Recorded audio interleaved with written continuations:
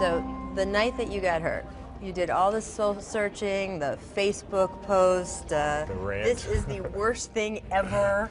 Wondering if you should just pack it in, right? Yeah. Now that you're basically almost out the other side, you look back through this whole experience. How would you describe it? Well, I mean, it's one of those moments. You know, I think we all have moments like this in life where it just seems like that day is never going to end. You know, it just seems like the moment that you're in just feels like the darkest moment to you. You know, you personally feel like, I don't know if I can do this again. I don't know if I can come back, you know, and you have to issue that challenge to yourself and try to respond to it. Now, this past week, you're running around all over. You're introducing your new Kobe 9 shoe. Yeah, sure. I mean, you talked when you first got hurt about, hey, maybe I should just retire. You know, we look at Michael Jordan's post-retirement. He went into the merchandising, had his own shoe line. Could you imagine this, you know, being your full-time right now? Did you ever seriously consider it? Well, yeah, I mean, that night, absolutely, because it's, you know, you're tired, and I just finished my 17th year in the NBA, 17 years, and my body's hurting, and now I just ruptured my Achilles, and I know the amount of work it's going to take to try to get back to play, and it's like, do I really want to do this, you know? So, I mean, the finality becomes more realistic. And as you said, I mean, look, you are getting on to that 20 years of tread on the tires, then you have this injury, trying to come back now. How good do you think you can be?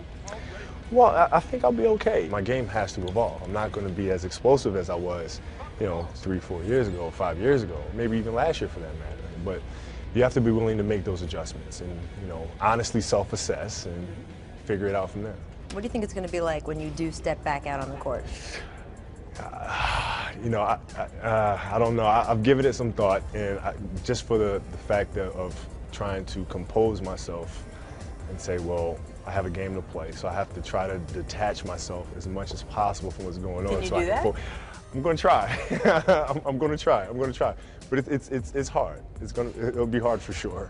And you just signed a contract extension that got a lot of press. Sure. 2 more years, $48 million, and you will still, as a team, have cap room. But look, you do take up space with this contract, and if you took up a little less space, then you'd be able to sign more players. Sure. You are competitive. You want to win another title. Was there any point in your mind where you said, hey, maybe I should take less money so we can sign more guys? Well, yeah. I mean, the Lakers know that about me and felt like they could, you know, take care of me the way that they wanted to take care of me in terms of rewarding me for past performance and future performance, whatever it may be, and still build a championship contender. So they felt comfortable in being able to do that, and I'm not going to argue with that, that's for sure.